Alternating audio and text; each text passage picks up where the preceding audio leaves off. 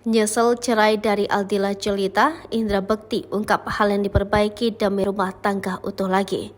Indra Bekti mengaku menyesal telah bercerai dengan Aldila Jelita. Kini ada hal yang akan diperbaiki Indra Bekti demi rumah tangganya tersebut. Diketahui, Indra Bekti berencana untuk rujuk dengan Aldila Jelita. Indra Bekti mengungkapkan penyesalannya terkait perceraiannya dengan Aldila Jelita yang diresmikan pada Senin 17 April 2023. Saat itu kondisi kesehatan Indra Bekti belum sepenuhnya membaik. Aku menyesal sih, kita namanya lagi galau, itu yang ngebuat aku lumayan jadi bingung harus apa sebenarnya, masih sakit soalnya. Hal tersebut membuat Indra Bekti melakukan introspeksi diri dan sempat menangis saat awal perceraian.